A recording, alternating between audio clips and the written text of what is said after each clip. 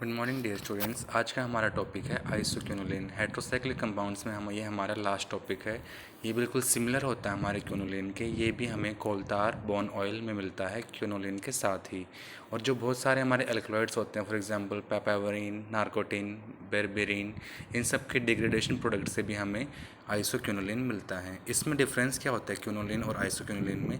जो हमारा आइसोक्विनोलिन होता है उसमें हमारा नाइट्रोजन हमारे कार्बन की पोजीशन पे रहता है। और क्या होता है कि जिसमें हमारा जो नंबरिंग करेंगे, अब हम कार्बन से नंबर 1 करेंगे और नंबर 2 मिलेगा हमारा नाइट्रोजन पे। फिर हमारा होगा 3, 4, 5, सेकेंड रेम में 6, 7, 8 एंड 9 रहेगा हमारा ऊपर एंड 10 आएगा हमारा नीचे। तो इसमें और हमारा क्विनोलिन में डिफरेंस क्या है कि क्विनोलिन पे नाइट्रो है, जो हेट्रो एटम होता है हमारा नाइट्रोजन, उस पे नंबर 1 आता है। लेकिन इसके केस में हमारा जो नंबर 1 रहेगा वो कार्बन पे आएगा और हमारा नाइट्रोजन पे नंबर 2 आएगा। ये हमारे बिल्कुल सिमिलर है हमारे साइनाइड एंड आइसोसाइनाइड से।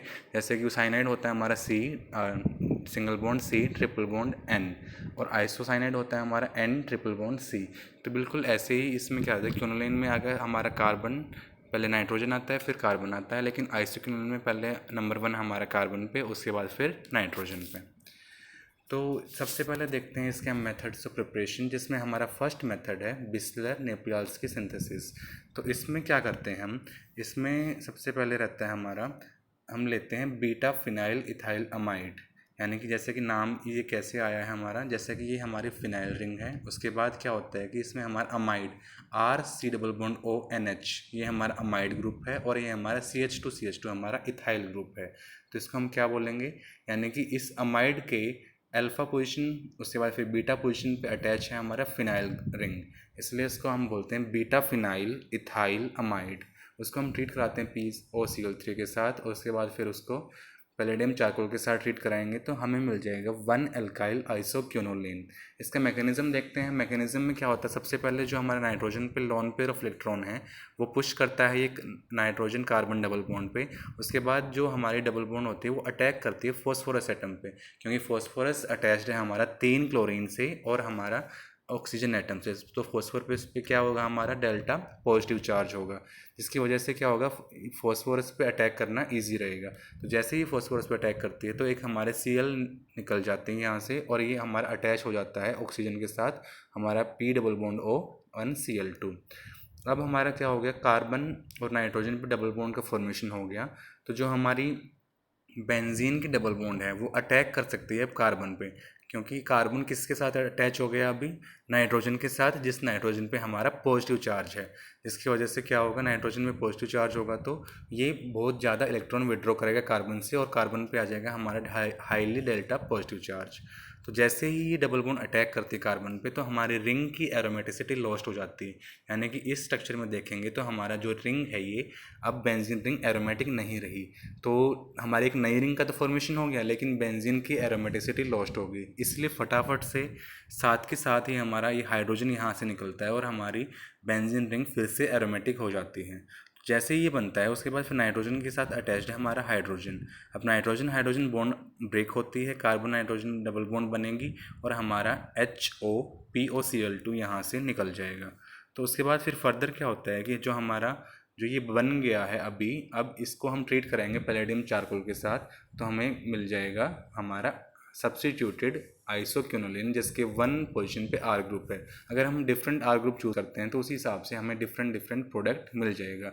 ज़रूरी नहीं कि हम पैलेडियम चारकोल ही यूज़ करें, उसकी जगह पे हम सेलेनियम और सल्फर भी यूज़ कर सकते हैं हीट के साथ। अल्टीमेटली होना ही क्या है कि हाइड्रोजन का रिमूवल होगा अल्टीमेटली, और लास्ट में हमें ऑक्सीडाइज्ड प्रोडक्ट मिलेगा, जिसमें क्या रहेगा कि हमारा फुल्ली जो रहेगी हमारा एरोमेटिक हमें कंपाउंड मिल जाएगा। तो इसमें टोटल होते हैं हमारे 10 पाई इलेक्ट्रॉन्स, जो हकल्स रूल को फॉलो करते हैं। ये प्लेनर भी होता है, और इसमें क्या रहता है कि हमारा एक ये एरोमेटिक होता है बिल्कुल हमारे इसकी तरह, आइसक्विनोलिन की तरह। फिर नेक्स्ट इसके मेथड्स ऑफ प्रिपरेशन है हमारा पिक्टेट स्पेंगलर सिंथेसिस। तो इसमें हम क्या लेते हैं, इसमें लेते हैं हम बीटा फिनाइल इथाइल अमीन। वहाँ पहले वाले में हमने लिया था अमाइड, सेकंड वाले में हम लेते हैं अमीन। उसको हम ट्रीट कराते हैं किसके साथ, उसको हम ट्रीट कराएंगे हमारे एल्डिहाइड के साथ। अब हमें पता है कि नाइट्रोजन पे है क्या, हमारे लॉन पेयर ऑफ इलेक्ट्रॉन्स, वो अटैक कहाँ करेंगे, कार्बोनिल कार्बन पे एल्डिहाइड के, क्योंकि वहाँ पर क्या है, वहाँ पे हमारा है डेल्टा पॉजिटिव चार्ज। तो इसको HCl की प्रेजेंस में ट्रीट कराते हैं 373 केल्विन पे, तो हमारा वाटर मॉलिक्यूल यहाँ से बाहर निकलता है और हमारा कार्बन और नाइट्रोजन के बीच में हम डबल बॉन्ड का फॉर्मेशन होता है। ऑक्सीजन कहाँ से जाएगा, ये वाला ऑक्सीजन, हाइड्रोजन कहाँ से आएंगे, हमारे नाइट्रोजन वाले हाइड्रोजन। तो ओवरऑल एक वाटर मॉलिक्यूल यहाँ से निकल जाएगा और हमें प्रोटोनेटेड अमीन इंटरमीडिएट मिल जाएगा। तो अब क्या होता है, फिर से वही सेम फिनोमिनन होता है कि जो हमारा बेंजीन की डबल बॉन्ड है वो अटैक करती है कार्बन पे, और हमारा कार्बन नाइट्रोजन बॉन्ड यहाँ ब्रेक हो जाती है और वो हमारा नाइट्रोजन में जो पॉजिटिव चार्ज है वो न्यूट्रलाइज हो जाता है।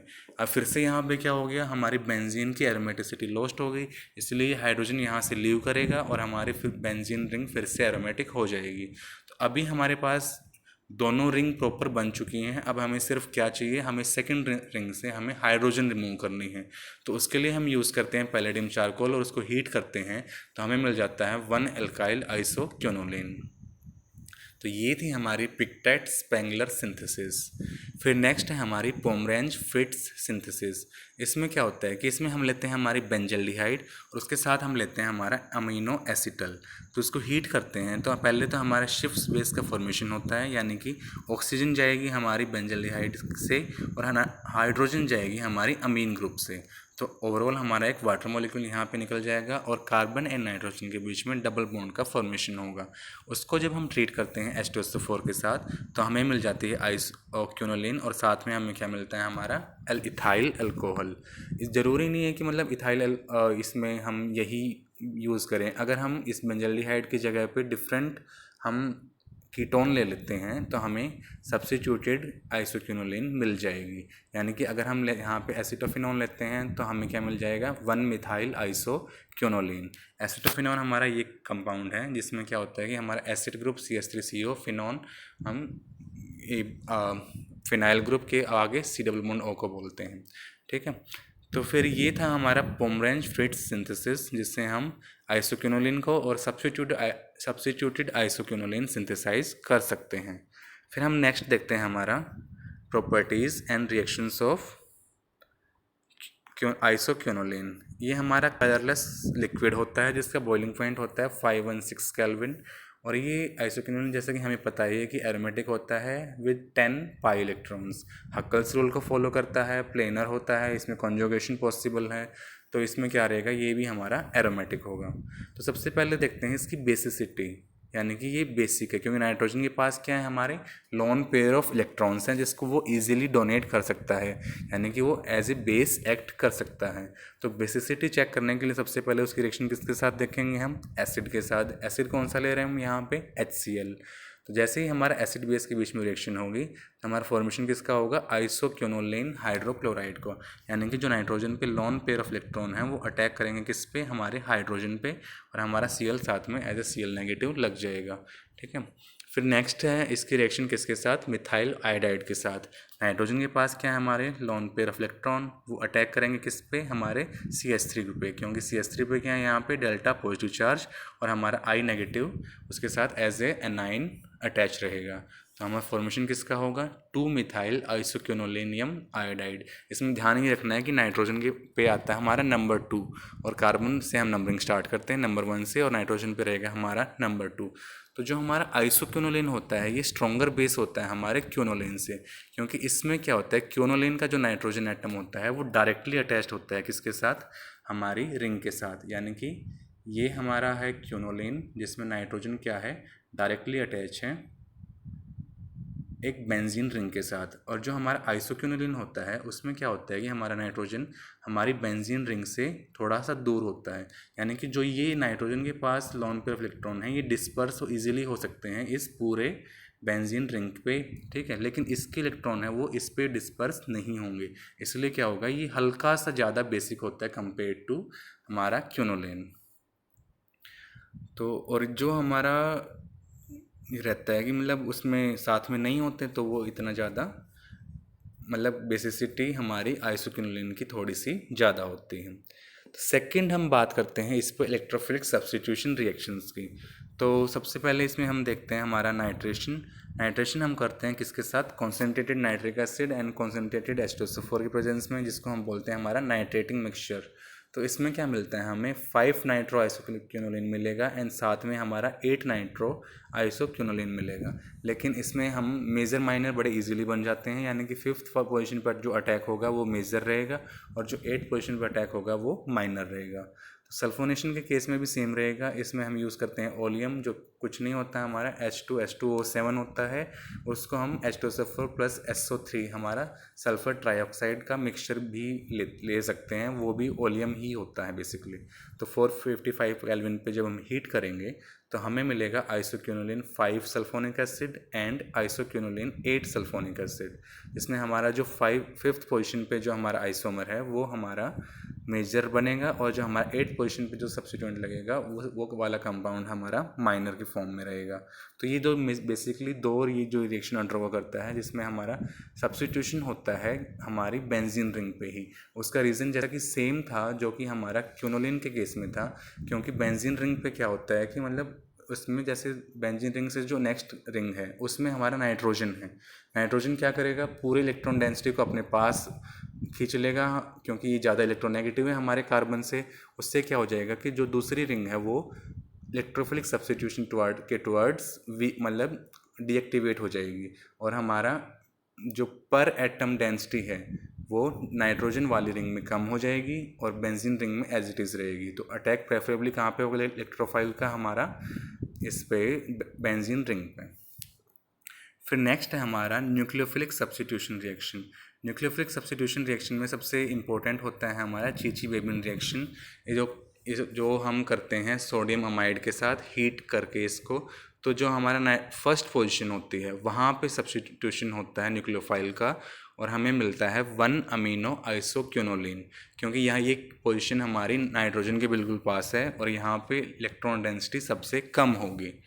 तो इसको हम ट्रीट कर सकते हैं ग्रिग्नार्ड रिएजेंट के साथ भी, जो हमने यहाँ पे ले रखा है इथाइल मैग्नीशियम ब्रोमाइड ईथर की प्रेजेंस में। तो यहाँ पे भी सब्स्टिट्यूशन कहाँ पे होगा, हमारा फर्स्ट पोजीशन पे होगा और हमें क्या मिलेगा, 1 इथाइल आइसोक्विनोलिन। फिर नेक्स्ट देखते हैं हम रिडक्शन हम कर सकते हैं सोडियम इन लिक्विड अमोनिया के साथ। तो उस केस में हमारा जो सिर्फ फर्स्ट एंड सेकंड पोजीशन पे है वहीं पे हमारे हाइड्रोजन ऐड होते हैं और हमें क्या मिल जाता है, 1,2 डाईहाइड्रो आइसोक्विनोलिन। अगर हम करते हैं हमारा रिडक्शन टिन HCl के साथ, तो जो नाइट्रोजन कंटेनिंग रिंग है वो पूरी हमारी रिड्यूस हो जाती है और हमें मिल जाता है 1, 2, 3, 4 टेट्राहाइड्रो आइसोक्विनोलिन। अगर हम इसी को ट्रीट कराएं हाइड्रोजन प्लेटिनम के साथ तो हमारा हर पोजीशन पे हमारी हाइड्रोजन लग जाएगी और हमें अल्टीमेटली क्या मिलेगा, ऑक्टाहाइड्रो आइसोक्विनोलिन।